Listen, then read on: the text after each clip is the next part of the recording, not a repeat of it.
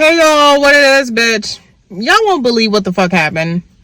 Well, you probably will believe it. So, I'm so fucking mad. I'm so fucking mad, for real. Like, I'm really fucking angry, okay? The crying is stopped. The anger is here, bitch.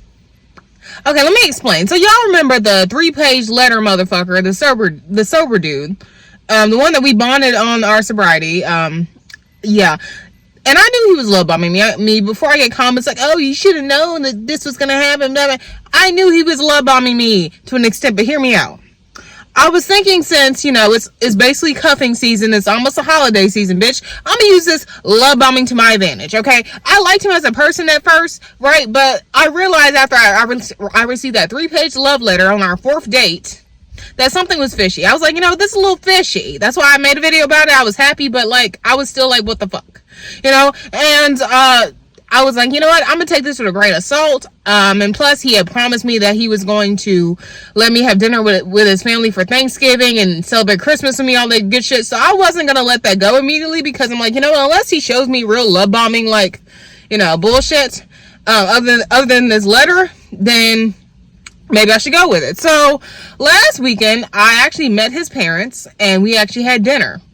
And everything was going well until his dad brought up to him, hey, son, you need a new car. Your car is getting old. You don't want your girlfriend to make fun of you. And he laughed, and I thought it was a joke, and I laughed too. And I thought it was just a joke. I mean, he does have an older car. His car was like 15 years old, right? And he does have an older car. But he starts to turn red, y'all. He starts to turn red. And look like he turned fucking tomato red, bitch. He looked so angry and so embarrassed. He yanked me from the fucking table just to have a chat outside. And I'm like, what do you mean a chat outside? So come to find out, he was like, look, Olivia, I like you and everything, but I'm having second thoughts about everything. I'm like, what do you mean you're having second thoughts? We were doing good.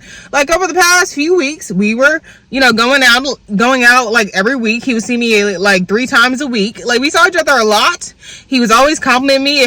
Good morning, beautiful. Even the day last weekend when I met his family.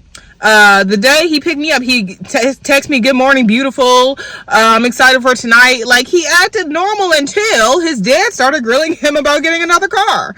And he started to turn fucking embarrassed and red. And mind you, I was getting along with his family. His family actually liked me. They were asking me good questions. They were not weird or nothing. They cooked me dinner. They cooked me a nice steak. I was having a good time until his bitch ass decides to take me outside to start to say that he's not sure about me. I'm like, what do you mean you're not sure about me? We've been going to meetings together. We both are in sobriety. We even went to church together. What's the problem? So he starts to say, look, I'm scared because you have bipolar. I'm like, look, bro, I told you before we went out on our first date, I had bipolar. And here's the reason why. He was on the phone with me before our first date ever. And he was talking about his ex-girlfriend who he was engaged to for 7 years, who had bipolar disorder. And I was like, look, I have bipolar disorder. Would that be a deal breaker? And he's like, no, as long as you're medicated and you're in therapy, and it sounds like you are, we're good. And I'm like, great, because I am. Long story short, he starts to tell me last weekend, right after he snatched me from the dinner table, that my bipolar scares him. And also, I have expensive taste, more than he can handle right now. And also, my parents' house scares him. By the way, his parents' house was junky as fuck. He said my parents' house scared him because my parents have a junky house. His parents have a fucking junky house, a junky alcoholic house. His parents still drink. My parents don't, but his parents still drink, and they had vodka bottles, wine bottles everywhere. And I'm surprised that, as much as he visits them, that he's still able to stay sober. I mean, if he's telling me the damn truth.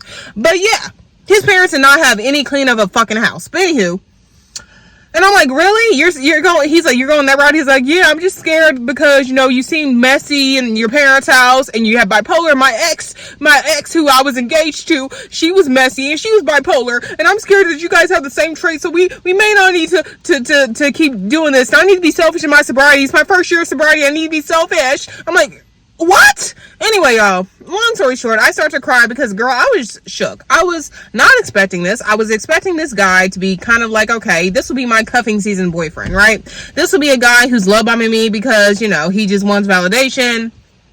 And I was just kind of like, look, I'm just going to ride this out until he gets tired of me come, after the holidays.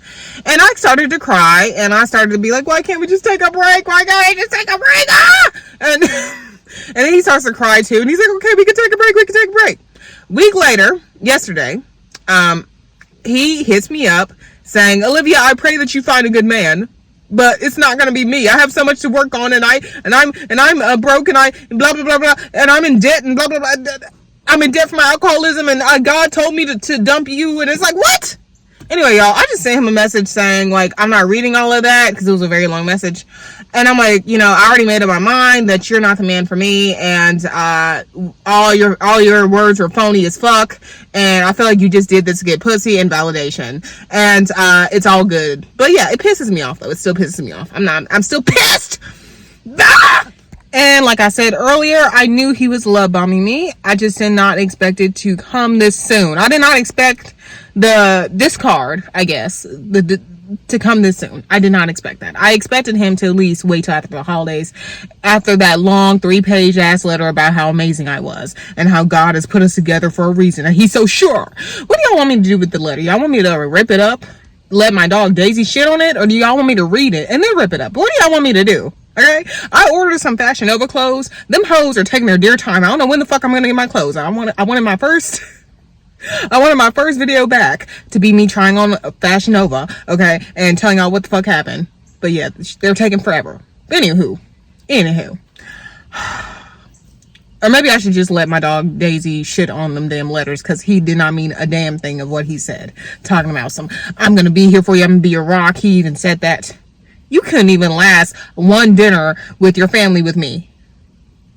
You're scared of my bipolar, and I hadn't even showed you any bipolar symptoms yet, or BPD symptoms yet. Okay? Fuck out of here. Anyway, y'all. This is why this type of shit just this is why I need to run the first time I see love bombing. My dumbass does not need to stick around just for whatever they can give me because they're love bombing me. This shit does not last long at all, and it's wasting my time. I'm a woman who wants kids. I want a husband, a fine white husband, and my biracial mini-me, and I'm not getting there any faster entertaining these love bombing losers, okay? And part of this is because I have BPD, and my BPD craves that validation. My BPD craves that fake ass validation. Similar to how I used to crave the fucking bottle. So similar how when I was drinking, it didn't matter what type of liquor I was drinking, didn't matter what type of wine I was drinking.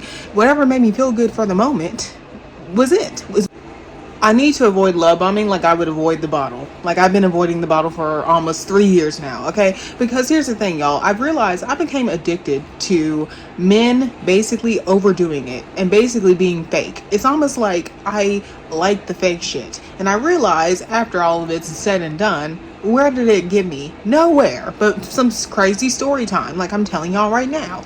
It's sad. It's fucking sad. And my picker is kind of off. It is. Yes, I'm dating the right group of men finally, but as far as the personalities though, a man that's coming on too strong is someone I need to run from and someone you need to run from because it wastes your time. Men who come on too strong are most likely either wanting to fuck you or they're fake, okay, and they're love bombing you. I